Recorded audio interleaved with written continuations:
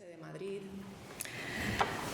Recibió su doctorado en Filosofía por la Universidad Autónoma de Madrid, habiendo realizado estancias de investigación en la Ludwig-Maximilians-Universität de Múnich. Es especialista en el mundo clásico griego, en idealismo alemán y romanticismo y en la filosofía de la historia. Es autora de 5 libros monográficos con los que indaga en los temas más oscuros del pensamiento y la existencia humana, ya que tratamos de pensar más actualmente un alejamiento de la belleza. Creo que topamos con un tema que podríamos perfectamente poner en lo opuesto. El mal, la maldad, la crueldad, lo monstruoso, lo grotesco, el terror, lo siniestro, lo abyecto, son temas que ha trabajado intensamente, como se puede precisar en los títulos de sus libros. En 2024, el año pasado, publicó La muerte en común, sobre la dimensión intersubjetiva del morir, en la editorial Galaxia Gutenberg, que recibió además el segundo premio de ensayo Eugenio Trías. En 2021, Decir el mal, en la misma editorial. En 2017, publica Presencias irreales, simulacros, espectros y construcción de realidades, por la editorial Plaza y Janés. En 2013, La limpidez del mal, el mal y la historia en la filosofía de Schelling. Y en 2012, Infierno horizontal, o sobre la destrucción del yo. Además de dedicarse a la investigación académica, ha incursionado activamente en los medios públicos, colabora habitualmente con el periódico La Marea y ha colaborado también en diferentes ocasiones en la radio. Tuvo una sección con Àngels Barceló en Hora 25 y en el programa Hoy por Hoy de la cadena SER en España. Esta actividad integral ha sido ampliamente destacada por sus pares. Se la reconoció en el diario El Cultural entre, cito, 10 jóvenes filósofos cuyas reflexiones, lo pusieron en plural además, 10 jóvenes filósofos cuyas reflexiones e investigaciones marcarán el pensamiento y los debates de las próximas décadas. Y lleva años apareciendo en la lista de las mujeres destacadas de España, compartiendo el elenco con otras compañeras filósofas destacables como Marina Garcés, Amelia Valcárcel y Eulalia Pérez. Es un tremendo honor contar con su presencia en el día de hoy. Son tiempos efectivamente siniestros los que vivimos, que requieren precisamente de voces inspiradoras para afrontar el desafío de pensar y hacerlo desde este espacio interdisciplinario, como comentaba el decano, que habita nuestra invitada de sobremanera. Muchas gracias por aceptar la invitación. Somos todo oídos. Ana.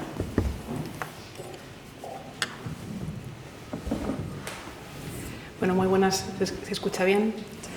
Muy buenas tardes. El honor realmente es mío. Cuando me hicisteis llegar la invitación, la verdad es que me dio mucha alegría y me sentí muy honrada y al mismo tiempo muy pequeñita, ¿no? Un acto de inauguración. Por supuesto agradeceros al Instituto Interdisciplinario de Estética la invitación y la amabilidad y que ustedes hayan decidido asistir hoy a la conferencia. Antes de hablar de esta necropoiesis o de estas estéticas del daño, hay que decir ciertas cosas, ¿no? Una de las cosas es desde dónde se habla a la hora de contar ciertos problemas o abordarlos.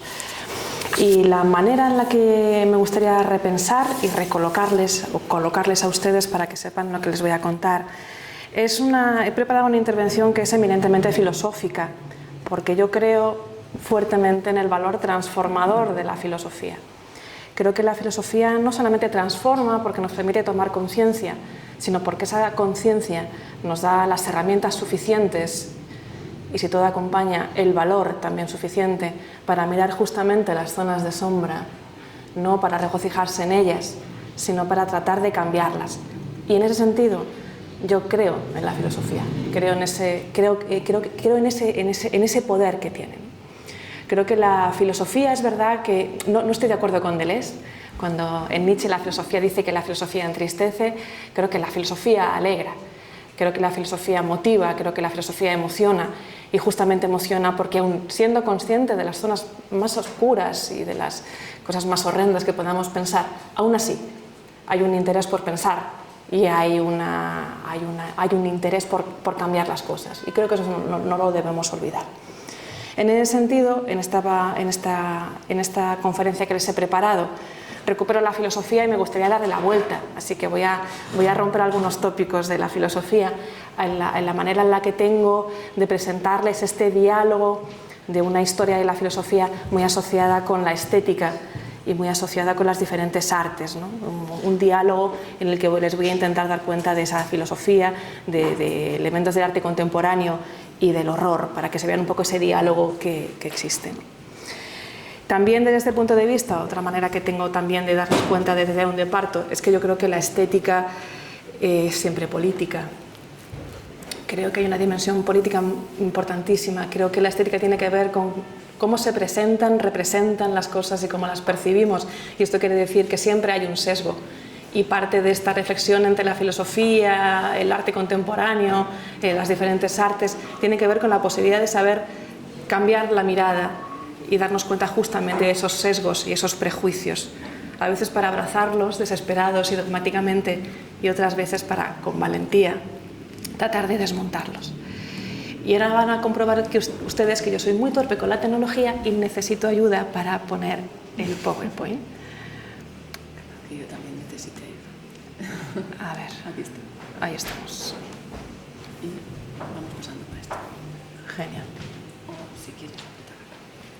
Pues esto es más fácil, ¿no? Qué título más inquietante, ¿no? Necropoiesis. Bueno, pues vamos allá. El cielo estrellado es inconmensurable, bello y aterrador al mismo tiempo. Sobre la oscuridad se despliegan abanicos de color, de colores, de cientos de ellos, nebulosas blancas, lechosas, de ahí el término griego galaxia, del griego gala, que significa leche, y el brillo de millones de estrellas. Vemos algunas y nos entretenemos en ordenarlas en constelaciones, como si en la formación del universo lo que nosotros hemos agrupado artificialmente bajo una categoría respondiera verdaderamente a un orden oculto que hemos descubierto. Ahí están, en este hemisferio sur, Centauro, Can Mayor o Cruz del Sur, en el hemisferio norte. Citaríamos o mencionaríamos a Casiopea, Andrómeda o Perseo, que sujeta en aquella inmensidad la cabeza de la Gorgona. Percibimos los degradados azules, desde el índigo hasta el más brillante negro, mientras que dejamos que nuestros ojos se pierdan en los caminos de puntos de luz que trazan las estrellas. Un cielo como este, según la tradición, es el que miraron los absortos los denominados primeros filósofos griegos, o los que primero filosofaron, de atender a la formulación en auristo de Aristóteles. No cuesta imaginarse a personas como nosotras levantando sus ojos hacia el cielo admirando la belleza, ahí está la belleza, ¿no?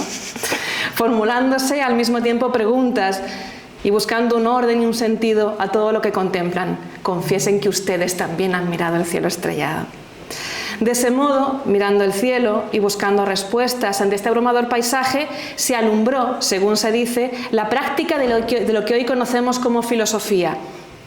Es un bonito comienzo, tal vez demasiado idealizado e incluso un mito aristotélico, como sostienen algunos especialistas, que al haber repetido tanto, hemos incorporado con automatismo y poca crítica, como si aquellas personas que son tan parecidas a nosotras, pero si aquellas personas son tan parecidas a nosotras, es difícil comprender cómo era posible que únicamente miraran las estrellas. Me he perdido. De las estrellas, como he olvidado yo el texto, ¿no?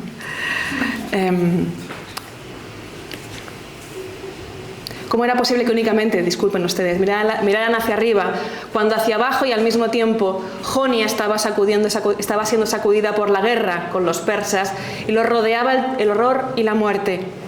Esta explicación de origen aristotélico ha brillado tanto y por tanto tiempo que ha oscurecido nuestra mirada hacia lo que entendemos como el nacimiento de la filosofía, aunque también es polémico, convirtiéndolo paradójicamente, si creemos en el paso del mito al logos, en un mito que cuesta desmontar. Ahora bien, ver requiere atenuar la luz, incluso apagarla, para acostumbrarse o para acostumbrar los ojos a la penumbra. También para mirar a las estrellas es necesaria la oscuridad. Me gustaría pensar la labor de la filosofía desde una noche que, además de fijarse en el cielo estrellado, no olvida la oscuridad de la tierra. Miremos hacia la negrura por el horror, negrura por el terror, negrura por el dolor. Negrura también porque desde la tierra se elevan las cenizas de nuestros muertos, por recordar a Paul Celan, o asciende el polvo resultado de la destrucción, como en Gaza. Negrura ante lo que hemos escondido bajo la superficie e incluso sobre ella misma. Negrura ante algunos abismos. Hay otras constelaciones que son trazadas con desgarro y que debemos pensar para hacer algo al respecto. Hacer. En griego se dice poiesis. Hacer algo con la negrura. Negrura en griego se dice melos. Con la destrucción, en griego destrucción se dice loigos, no logos. Hacer algo para sostener a los muertos. Necrón, necropoiesis. Un ejemplo de este contraste entre el cielo y la tierra lo encontramos hoy en el cielo del desierto de Atacama, que ustedes conocen. Allí se encuentran el brillo de las estrellas en la noche y la oscuridad densa que atrapa la luz procedente de los actos de los hombres. Se eleva en ese paraje uno de los mejores y mayores observatorios del planeta y en el mismo lugar yacen enterrados los restos mortales aún perdidos de las víctimas de la dictadura de Pinochet. ¿Qué sucedería si los telescopios que sirven para mirar las estrellas pudieran ser empleados además para buscar a los desaparecidos en Chile, en Argentina, en Colombia o en España? ¿Qué encontraríamos? ¿Qué es lo que no podríamos ni verbalizar? Esta imagen que les estoy presentando es el comienzo de un documental de Patricio Guzmán que se llama Nostalgia de la Luz. La imagen que tienen aquí es un fotograma de ese documental. Sobre el cielo de Jonia se elevó también el humo de la guerra y la destrucción, y en los tiempos de los presocráticos el de la amenaza del pueblo persa, cuando Ciro se preparaba para atacar a Creso, cuando Mileto desapareció bajo las llamas y cuando Éfeso presentó una lucha interna que desembocó en la expulsión de Hermódoro, como recoge el filósofo Heráclito. El poeta efesio Hiponacte atestigua la cara de miseria y de hambre del pueblo ante los abusos de la nobleza influida por los lidios. Y cito, un dolor estremecedor, rigele en griego, alcanzará a esos hombres. Fin de cita. Otro verso hace alusión a un cadáver viscoso y podrido. El término rigele, que mencionaba antes, dolor estremecedor, pertenece a la familia del verbo rigeo, estremecerse de horror. Así que bajo un mismo cielo encontramos entonces el estremecimiento sublime de la belleza de las estrellas y el temblor siniestro del horror humano que nos alcanza. Lo sublime y lo siniestro, doble movimiento antagónico que nos eleva y nos trasciende, lo sublime, o que nos hunde la realidad de un mundo que no es como lo pensábamos, lo siniestro. El horror, acompañado y diferenciado del terror, será el núcleo entonces de esta conferencia, entendido no únicamente como una categoría estética, sino también, por lo que decía al principio, política, social y existencial, porque apunta a una herida violenta en la existencia vivida y experimentada. Anne Radcliffe defendió la diferencia entre terror y horror. Cito, el primero expande el espíritu y despierta las facultades a un nivel de vida elevado, mientras que el segundo las contrae, las congela y casi las aniquila. Fin de cita. Como tal, el terror debe entenderse desde la dimensión del dolor y de la violencia contra la carne, cuando poco a poco y con esfuerzo adquirimos la capacidad de abrir los ojos ante lo estremecedor y nos atrevemos a penetrar en ese inhóspito páramo. Mientras que el terror nos lleva a interrogarnos por la integridad de un mundo, el nuestro, que se ha venido abajo, en una dimensión existencial de lo que consideramos real, el horror apunta a un exceso de realidad, el de la carne herida, sarx en griego, flagelada, ultrajada, mutilada, la de la carne herida, carne que es la que fue abrazada y acariciada por sus familiares, que han quedado también afectados por ese daño, y apunta también a nuestra capacidad de ser nosotros mismos, tanto agentes del daño como víctima. No puedo evitar reutilizar a Spinoza. ¿Qué puede un cuerpo?, como diría Spinoza. ¿Qué puede un cadáver? Se hace necesario desmontar entonces esta imagen que presenta la filosofía como algo distanciado, que mira las estrellas, como si fuéramos observadores del cielo, desde una atalaya, tan absortos por la contemplación de las estrellas que incluso Tales de Mileto caería en su despiste dentro de un agujero al tratar de mirar hacia arriba todo el tiempo. El episodio de la queda de Tales lo cuenta Platón en el Teeteto, el diálogo que aborda qué es el saber. Pregunta, ¿qué es el saber? ¿Qué queremos saber? Cuando Sócrates está conversando con Teodoro, y cito, es lo mismo que se cuenta de Tales.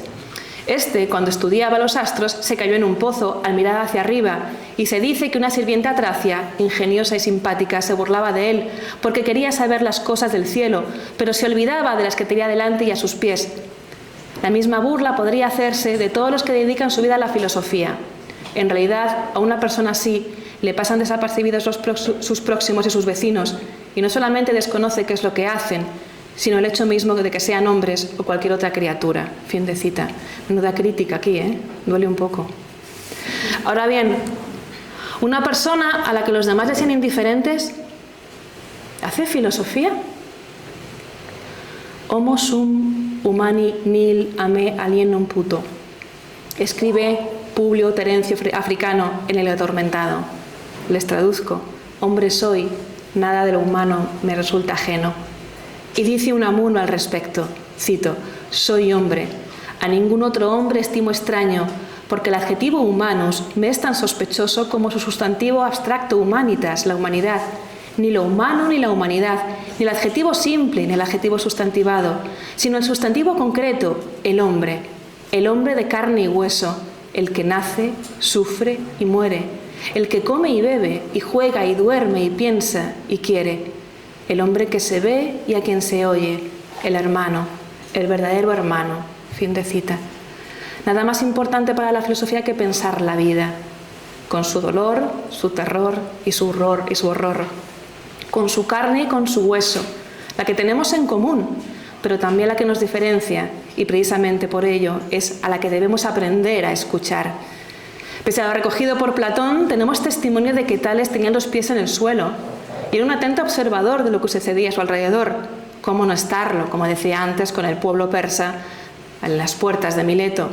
Heródoto da buena cuenta del clima de guerra en Jonia, cuando vencido Creso, Ciro se niega a aceptar la propuesta de los jonios, y antes de ser atacada Mileto, Tales propone la conformación de un consejo único para los jonios. Hay otras noticias que en la misma línea nos presentan a Tales como un personaje histórico relevante que permitió la salvación de Mileto frente a la amenaza del pueblo persa liderada por Ciro. Además de la investigación de la naturaleza, por tanto, Tales se habría dedicado a asuntos políticos. La filosofía siempre fue política y lo habría hecho en un momento en el que, inmerso en un contexto cultural concreto, el pueblo le escuchaba. Lo mismo podría decirse de Anaximandro, que participó en la fundación de la colonia de Apolonia y destacó por sus aportaciones a la polis, a la constitución de la polis. También sucede con Parménides de Elea. Sí, ser y no ser, todo lo que tú quieras, pero era conocido en su época por ser un gran legislador. Heráclito condenó la insensatez de los hombres y quiso alejarse de la comunidad y de la polis, pero no porque estuviera abstraído en otras cuestiones, sino que pensaba en lo peor del ser humano y no quería saber nada de él. Cito: lo decente para los efesios mayores de edad sería ahorcarse y a los niños dejarles la ciudad. Era oscuro, el hombre. El vocabulario asociado a la polis en los primeros textos que consideramos eminentemente filosóficos es significativo. Tales, más que de Argé, del que al parecer nunca habló, se interesó por kratos, fuerza. Anaximandro se preocupó por la injusticia, adiquía. Y en Heráclito encontramos, por supuesto, el tema de la guerra, pólemos. También habla de un concepto que tiene que ver con el cosmos. ¿Pero qué es cosmos? Esto es una pregunta interesante. ¿Cosmos es el universo? Aún hoy en griego moderno, más que sinónimo de universo, cosmos significa ordenamiento social y gente. Si en griego moderno nos vamos a Atenas hoy y decimos egei polu cosmo, significa hay mucha gente, no hay mucho universo. El propio Platón dedicó buena parte de sus diálogos a pensar en homicidios y actos execrables. También Aristóteles pensó en la crueldad, el horror y la morbosidad ante la contemplación de los cadáveres. Parece, por tanto, que la filosofía, incluso en lo que se conoce como su nacimiento, también examinaba las simas para poder morar en la tierra sin caer en ellas. Tales miraría, por tanto, hacia el suelo, no todo el tiempo, por supuesto, porque también hay que saber contemplar el horizonte.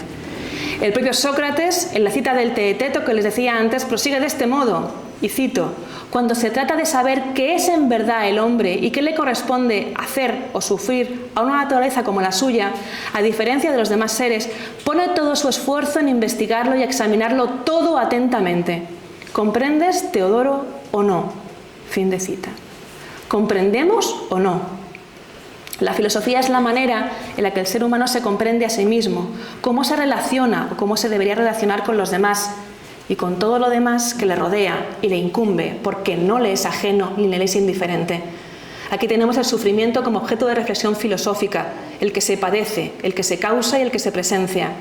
El dolor está ahí, y más que negarlo, hay que pensarlo, no para quedarse en él, sino para afrontarlo.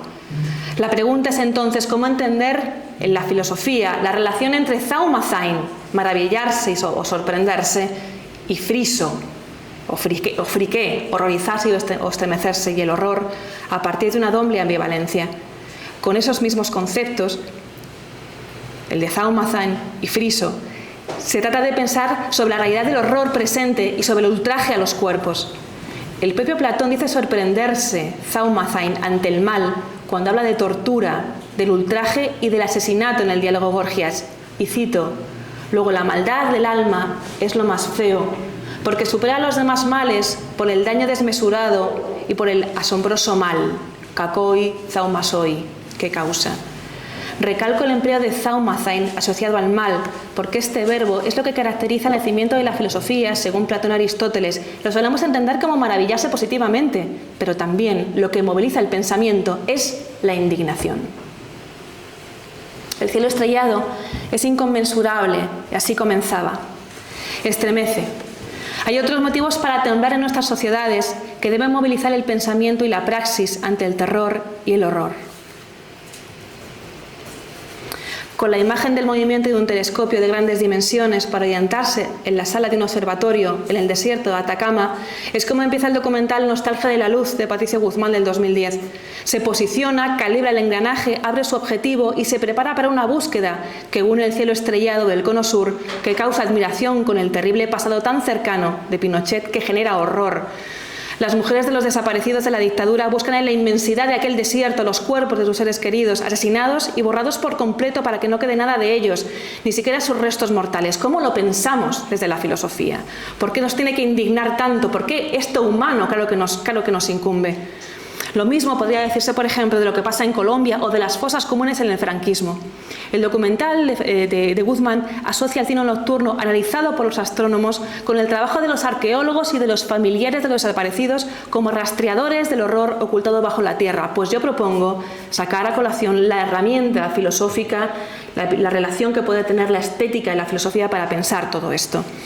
Entre los testimonios recogidos en Nostalgia de la Luz, escuchamos al personal del observatorio reflexionar sobre la búsqueda de los desaparecidos a través de las excavaciones para localizar sus restos. Y cito: es parecido a lo que hace un astrónomo, con una diferencia muy grande, que nosotros podemos dormir tranquilos después cada noche de observación mirando al pasado de las estrellas, buscando algo que está en el pasado, podemos dormir tranquilos.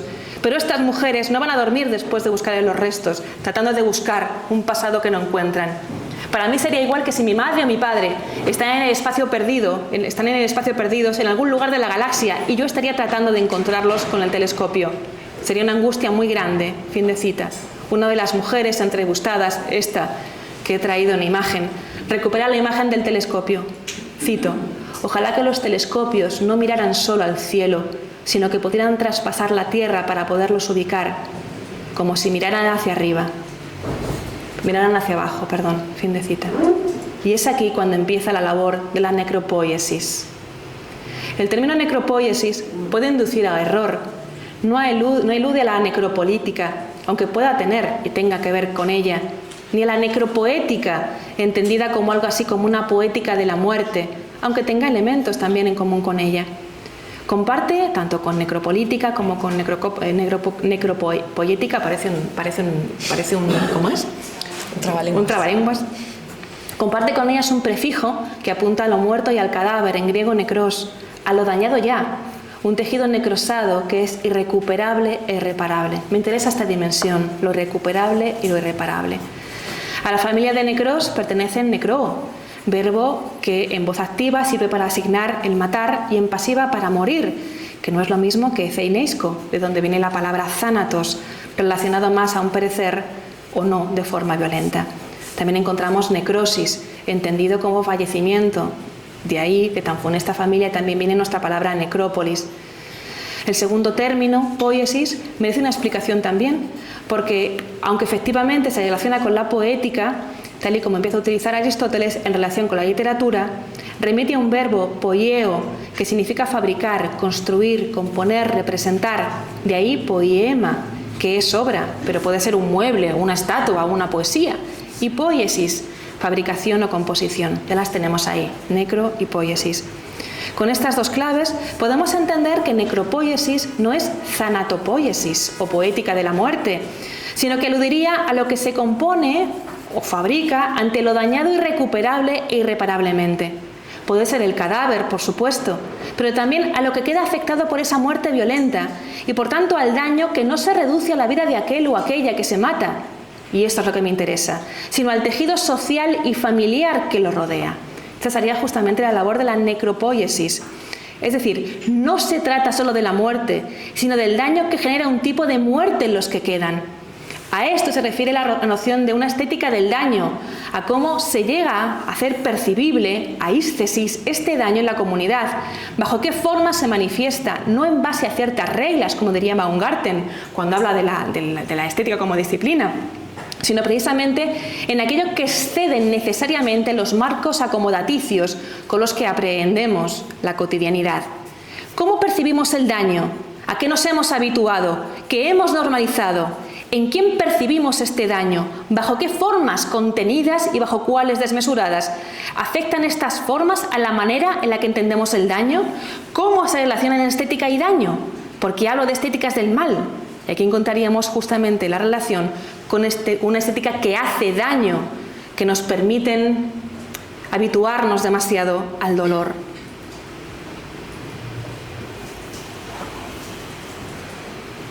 Esto es Twitter. La necropoiesis haría referencia entonces a las formas de composición que permiten identificar el daño, reconocerlo e integrar a esos afectados en su comunidad. Nos permiten identificar el daño, pero habría dos tipos de estéticas del daño, la que les he traído, ¿no? Una indagación sobre estas formas no puede eludir la noción de necropolítica, porque por recordar el imprescindible texto de Achille Mbembe, el cual habla precisamente ahí de las víctimas del necropoder, de una corporalidad vacía, va a hablar justamente del estupor. También podemos hablar del impacto en la comunidad, porque solo tejiendo vínculos a través de esta poiesis podremos elaborar un modo de escuchar, ¿no? El peso justamente de la falta, la losa de la ausencia que irradia una necrosis. Tenemos entonces dos tipos de estéticas del daño. Dentro de la necropoiesis podríamos entender una dimensión de composición de lo que hacemos de la muerte relacionada con un daño irreparable, asociada a una estética, pero esta estética puede funcionar como una composición que integra o que acoge, que tendría que ver con unas estéticas vinculadas con el mundo del arte que nos permiten ser conscientes, pero también hay una composición que desintegra, que causa mayor daño, normaliza y habitúa. Tenemos un modo de percibir el daño en torno a esa composición que empeora las cosas, como el formato con el que recibimos cientos de noticias, como aquel relacionado con las redes sociales, que sitúan en el mismo estatus, el mismo marco que homogeniza imágenes, testimonios del horror en Gaza y vídeos, por ejemplo, con memes de gatitos, ¿no? Les he traído justamente esta línea de lo que antes era Twitter, X, ¿no? Hay estéticas del daño que recogen el daño y que nos permiten encararlo, y hay otras insidiosas que son continuación del sistema normativo que nos hace mal porque ocultan el daño y lo invisibilizan. Me parece que deberíamos replantearnos cómo percibimos el daño, cómo percibimos estas imágenes como lo que sucede en Gaza. Y el siguiente hilo es un anuncio de Pan Bimbo. Cómo hemos homogeneizado las imágenes, las hemos puesto en el mismo estatuto.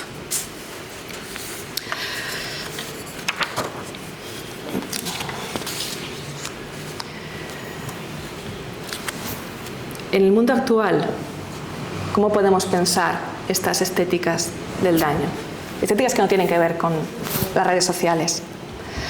Hay ríos teñidos de sangre, como el homérico Escamandro, el río homérico de la Ilíada, que tiene en la actualidad sucesores en nuestra geografía, como el que rodea Puerto Berrío en Colombia. Los cadáveres dejados por el narcotráfico y grupos paramilitares son arrastrados por el curso del río hasta que, al llegar a esa población, son recogidos y enterrados. Son cuerpos desmembrados que nadie reclamó en su momento. El 8 de septiembre del 2020, un grupo anónimo tiñó de rojo, como respuesta a esta violencia, el eje ambiental de Bogotá. A este mismo fin obedecen algunas acciones de la artista Mónica Sabdi. Hay vidas, como diría Judith Butler, que merecen ser lloradas y otras que no, y otras se convierten en material de reacción en Twitter. Me gusta, no es verdad. Carita de sorpresa. ¿Ustedes se dan cuenta del horror? Nos hemos habituado a reaccionar con emoticonos a esto, ¿eh? Decía que hay vidas que merecen ser lloradas. Ahí tenemos el ejemplo de Antígona, que según Judith Butler no grita, sino que reclama o reivindica algo. Antígona's claim, donde claim traduce al inglés el griego komos, que komos es justamente reclamar. Este es el ensayo entonces de Judith Butler. ¿De qué va Antígona? ¿Por qué la filosofía ha tomado como figura a Antígona de Sófocles? ¿Qué reivindica esta Antígona? ¿Con qué actos desobedece? ¿En base a qué discurso? ¿Qué palabras desoye?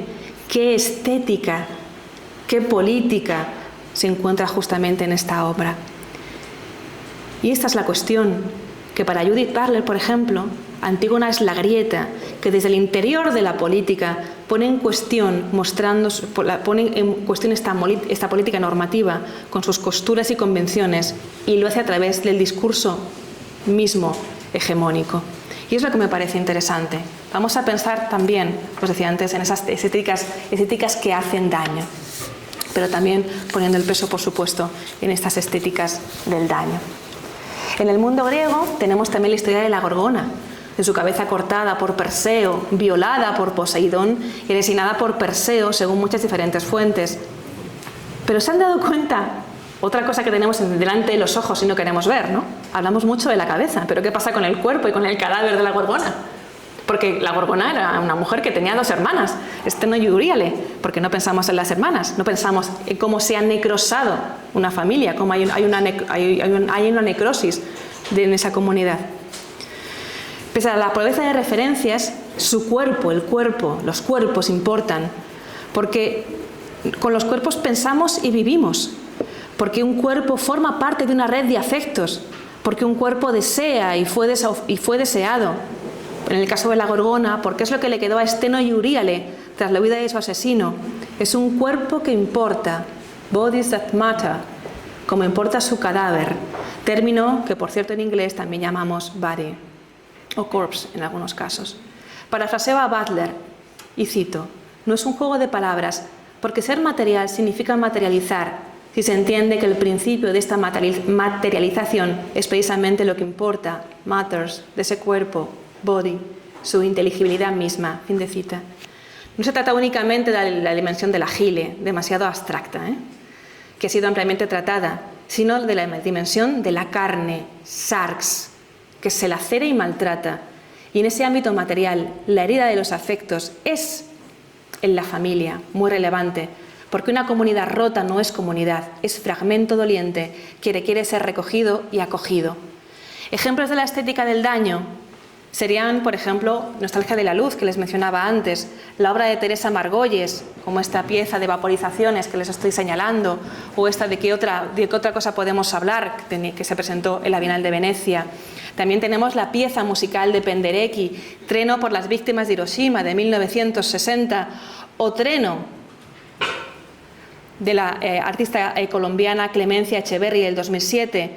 También habría que añadir la obra de Tetsuda Ishida, como Retirado, de 1998, que habla justamente de cómo nos hemos convertido con el neoliberalismo en meros sujetos intercambiables. Sujetos no, objetos intercambiables. Vuelvo un momento a Treno a las víctimas de Hiroshima. Fue compuesta en 1960 por Krzysztof Penderecki para 52 instrumentos de cuerda frotada. Esta pieza trata de hacernos llegar al grito de las víctimas a través de un relato de sufrimiento que refleja el sonido del horror. Eso que no queremos escuchar, pues aquí lo escuchamos bien, ¿eh? Por eso el objetivo de Penderecki fue priorizar los sonidos por encima de cualquier melodía o armonía que están ausentes para generar texturas. En un momento, los chelos acometen una serie de pequeños glissandi que hacen escuchar algo semejante al grito de personas que no pueden expresar su sufrimiento con palabras. La partitura que ustedes están viendo no hace uso del pentagrama convencional, sino que es gráfica, con indicaciones de la técnica y la densidad que deben utilizarse al interpretarla, con el fin de conseguir un efecto sonoro concreto, porque la estructura rítmica no es métrica, esto es, no hay medida ni notación que pueda coger ese sonido. El resto de los parámetros tiene que ser aportados por el intérprete. Y les pongo un poquito, y no se asusten. ¿O no se lo pongo?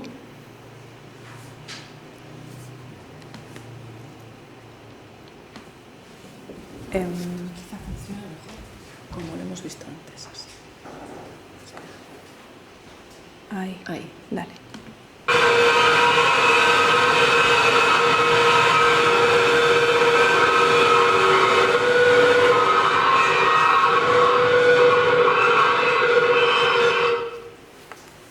Es un grito, ¿no? Voy a poner ahora otro audio. Ya. Así que quizá mejor entonces ahí. Ahí estamos. Con el sonido del lamento trabaja la artista Clemencia Echeverry en Otro treno, del 2007, en el que un río oscuro en movimiento, proyectado sobre las paredes, inunda con su cauce y con el volumen de la corriente del agua todo el espacio para hablarnos de la desaparición en los ríos.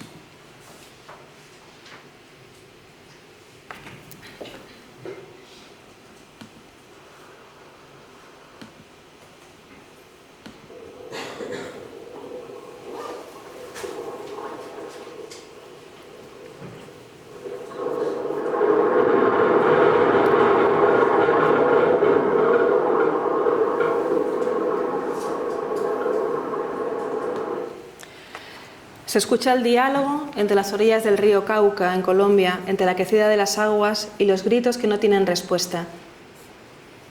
Y vuelvo a utilizar a los presocráticos. La sentencia de Heráclito, y cito, a quienes penetran en los mismos ríos, aguas diferentes y diferentes les corren por encima. Fin de cita. Adquiere otra interpretación en este contexto, porque si bien es cierto que Heráclito hace uso de recursos sonoros del griego para reflejar el fluir del agua, el ruido ensordecedor, de Clemencia Echeverry, es ahora no solo el de las aguas diferentes, sino el de los distintos gritos vinculados a la singularidad de cada vida sufriente, las que se encuentran en los mismos ríos, es decir, que el caudal de aquellas aguas sigue portando dolor, pero en víctimas diferentes. Aguas diferentes y diferentes nos corren por encima. El daño es siempre singular, concreto y único. Otra cosa será la lógica de la que forma parte. El río representa la dialéctica entre los contrarios, no porque todo sea cambio, como apunta la lectura de Platón en el Crátilo, sino porque lo que tenemos son elementos contrarios, contradictorios, muy distintos entre sí, que confluyen y constituyen la misma tensión que hace del río el río, siempre distinto, siempre diferente. La efectividad de la negatividad adquiere la fuerza de un torrente, porque lo negativo no lo es por un sentido privativo, deficiente, sino que es positiva, como lo es el mal en Schelling. Tenía que mencionarlo, ¿no? Schelling. Que en la vida se entremezclan elementos tan dispares como el del río, entre el nacimiento y su desembocadura, no significa que debamos aceptarlo y normalizar los aspectos del horror, sino que debemos escucharlo, alejados de un logos que al negarlo genera también sus violencias. La vida no es una totalidad abstracta, o un uno, como diría Hegel, sino que es todas las determinaciones en una actividad encaminada infructuosamente a dirimir lo contrapuesto.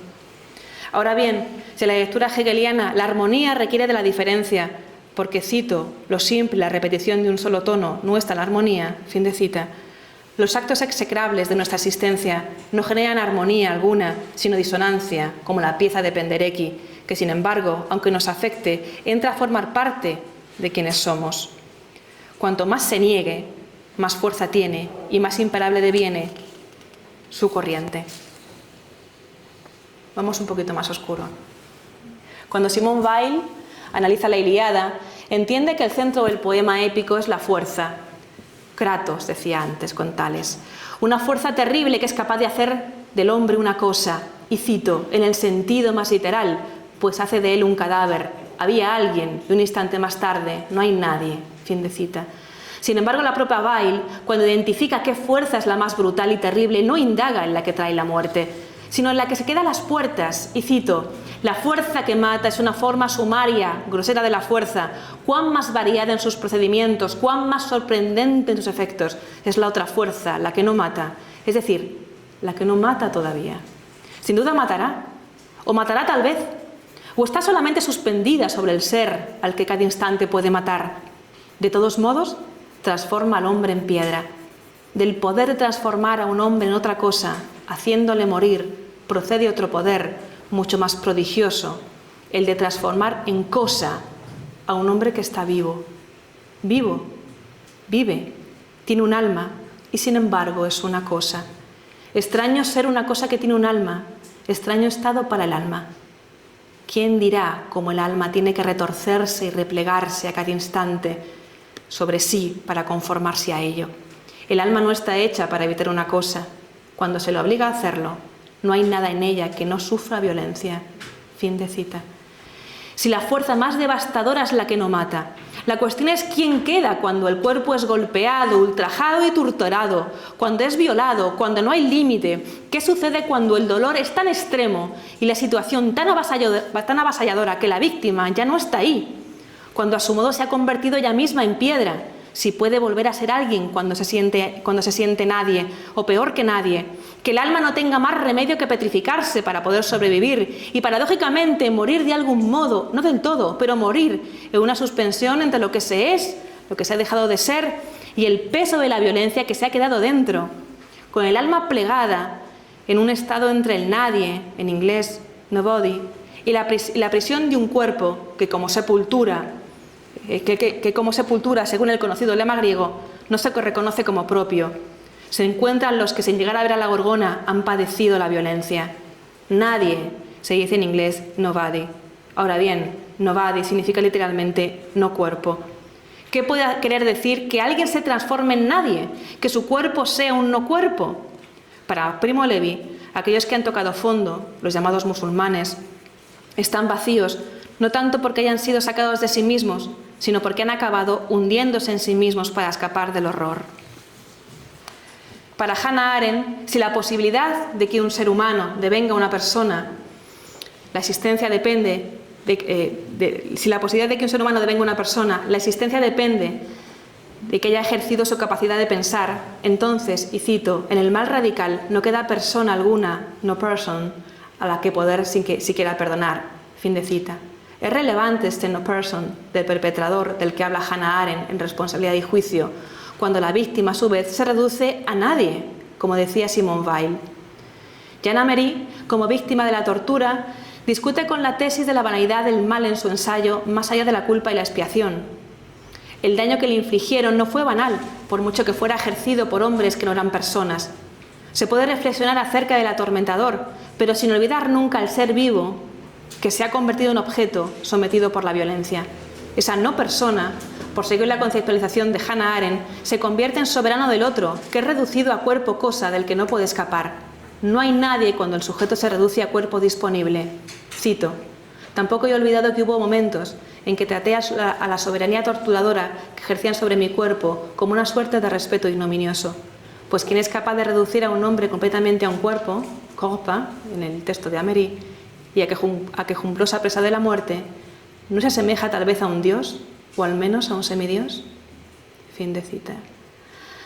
Alguien, no person, nobody, algo difuso y vago, y sin embargo este cuerpo, este dolor, esta carne, sarx, este desgarro propio y del que no podemos sustraernos físicamente. La palabra que describe las atrocidades de Amery, que Amery padeció, es horror, en alemán, horror. Todas ellas están relacionadas con la violencia física que le fue infligida y a través de la cual se convirtió en mera carne a disposición de sus torturadores.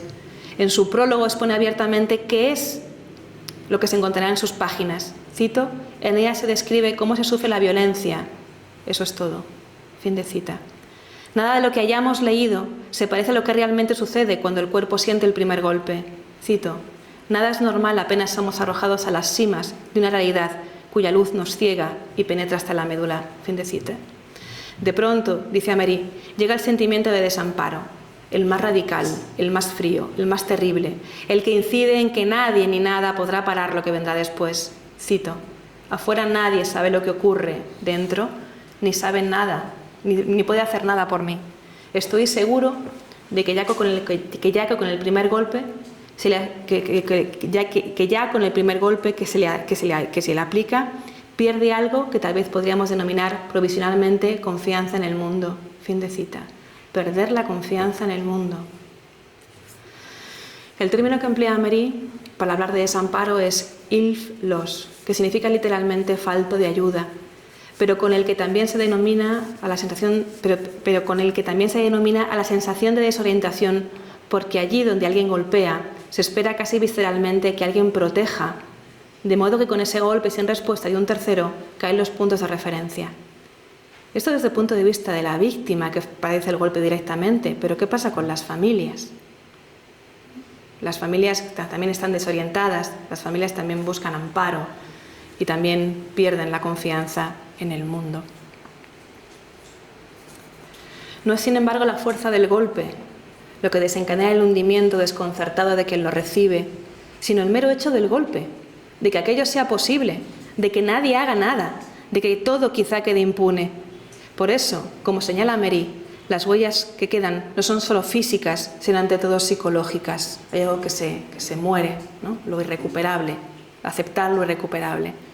De ahí la necesidad de volver a tejer la comunidad, de la composición, poiesis, que reconozca, recoja y acoja.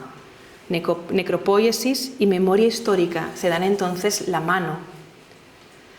La transformación del cuerpo en carne será algo que también recoja Donatella di Cesare al partir precisamente de su lectura de Améry a través del concepto de Verfleischlichung, que significa justamente hacerse carne. Este sería el poder de la violencia en una relación de asimetría, donde quien golpea parece estar fuera de las acciones defensivas del golpeado. El otro parece tener un poder ilimitado y la víctima está atravesada de la nuda impotencia.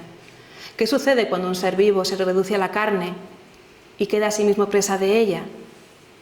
La carne ha constituido uno de los elementos que ha permanecido fuera de la reflexión filosófica y creo que se puede recuperar justamente desde la estética, por ejemplo en la obra de Teresa Margolles, tanto que, como recupera Donatella di Cesare, no tenemos más nombre para esta carne que carne.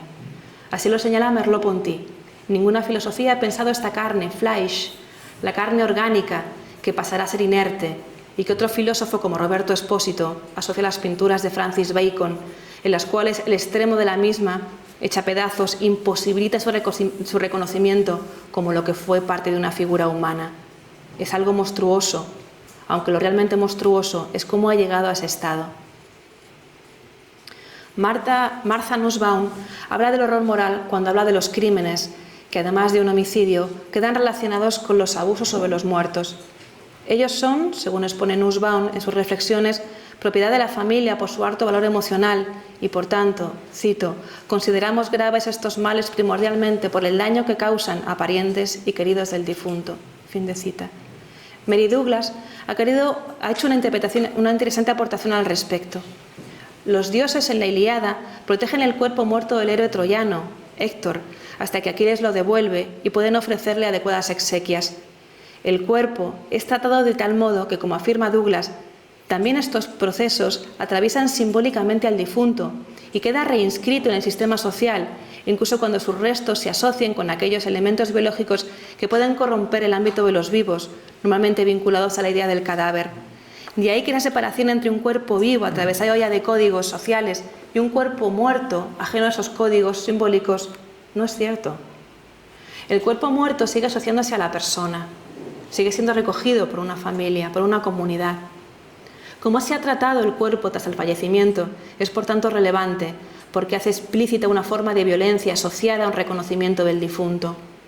Heródoto en su historia cuenta en el libro tercero los ultrajes que cometía el polémico rey persa Cambises, conocido por su atrocidad, tanto contra los vivos, llegó a matar primero a su hermano, después a su hermana y luego se casó con otra. ¿Cómo contra los muertos? No es que con el cadáver, no es que con el cadáver encontremos entonces una cosa, sino que el cuerpo muerto es el de una persona, atravesado del tejido simbólico, social y cultural, con el que lo entienden no solo el perpetrador, sino una comunidad. Por eso el perpetrador, una de las cosas que hace es hacer desaparecer los cuerpos, ¿no? Qué importante es entonces, en ese sentido, la labor de aquellas personas que hoy en día, como en Puerto Berrío, en Colombia, donde el río expulsaba los cuerpos de las víctimas del conflicto armado, o aquí, en Chile, devuelve la dignidad a esos fallecidos, los reconocen como parte de la comunidad humana, les proporcionan un nombre y les brindan adecuadas exequias. ¿Cómo voy de tiempo?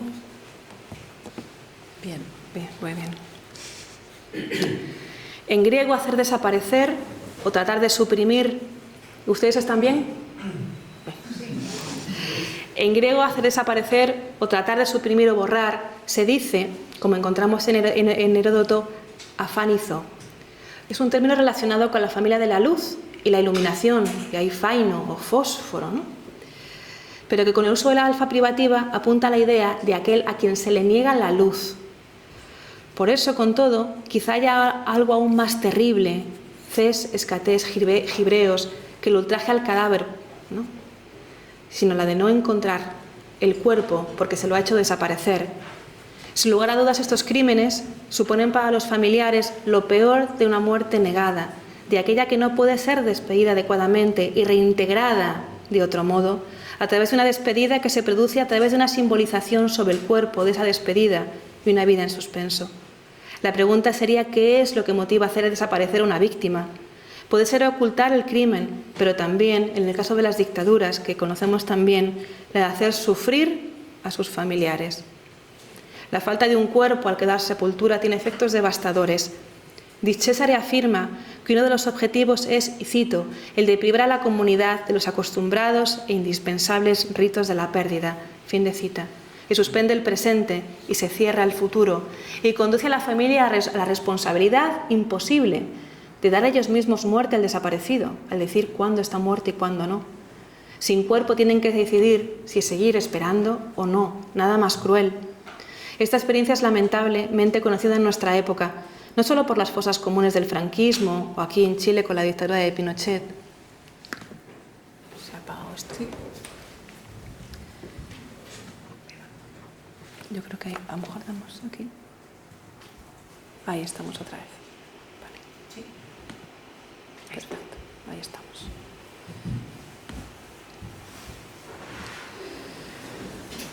Les decía antes la dictadura de Pinochet, el régimen de terror de la dictadura argentina, las acciones del narco en Colombia o en México, o más recientemente en el rancho Izaguirre, aquí también en México, hallado en el 2025, que es un campo de exterminio, y donde las pruebas que llevaban a reconocer a los desaparecidos han desaparecido a su vez.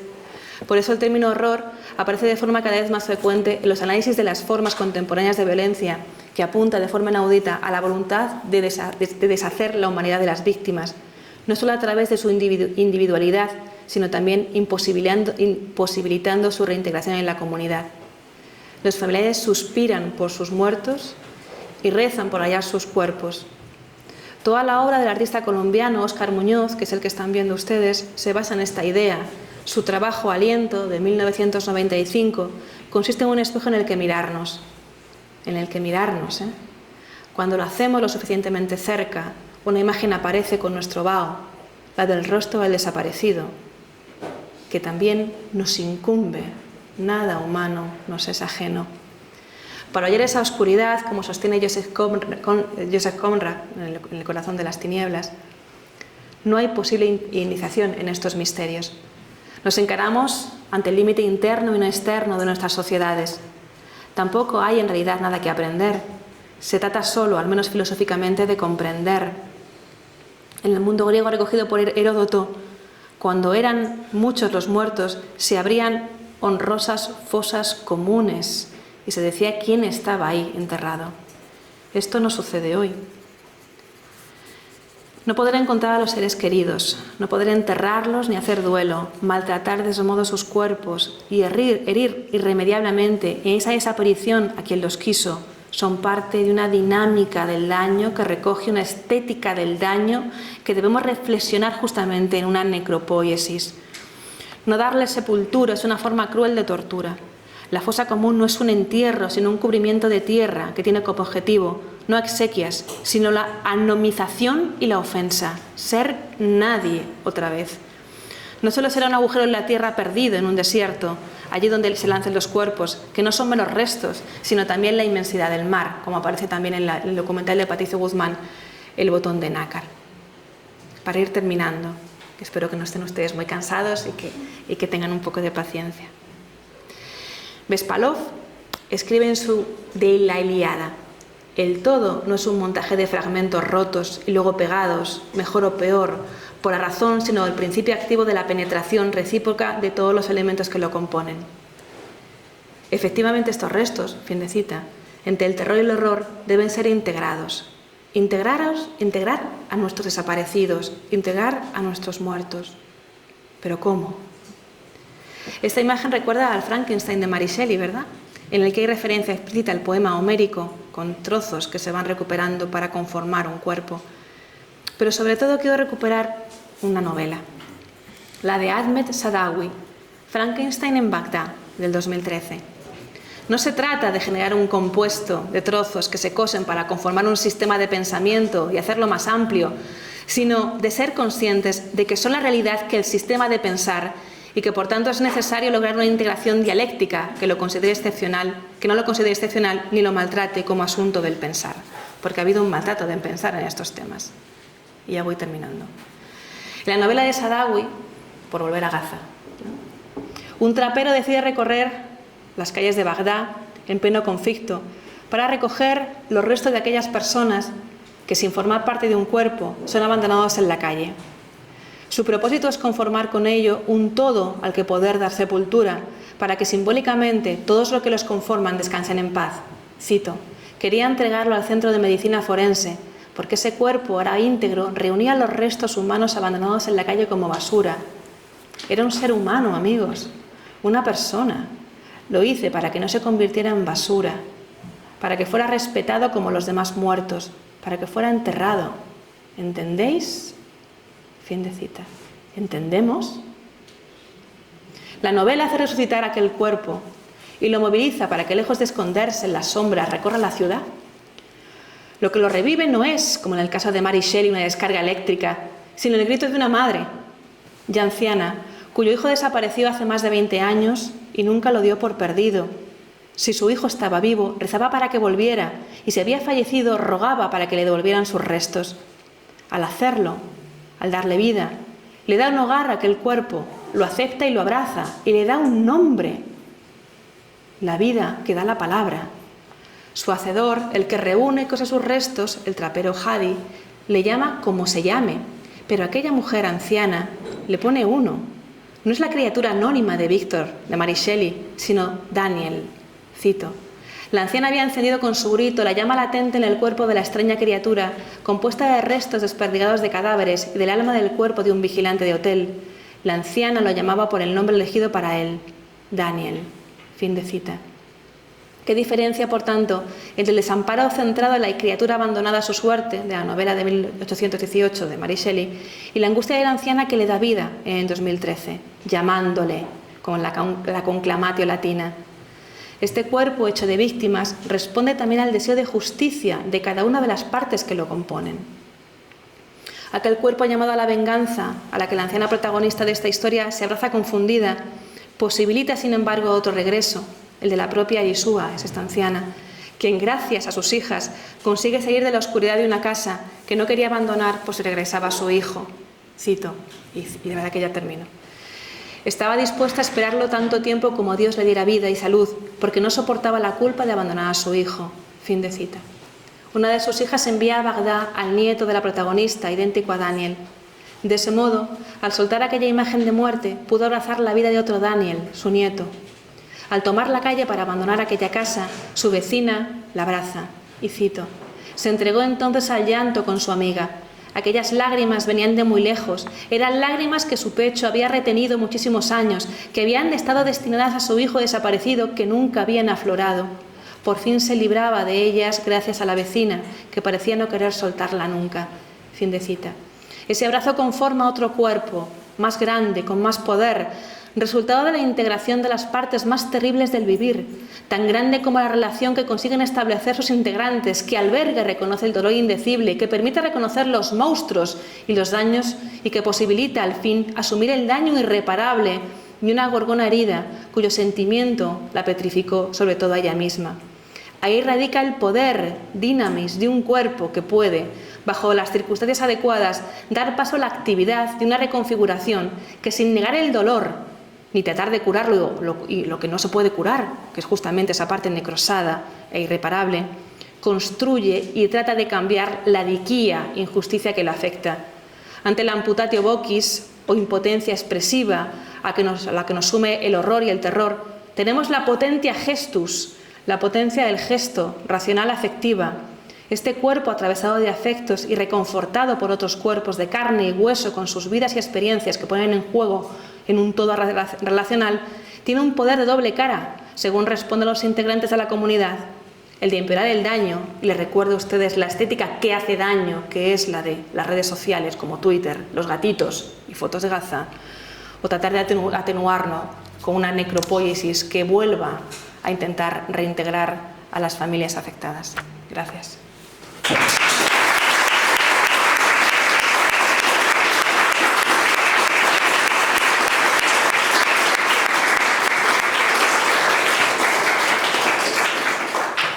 Muchas gracias, Ana.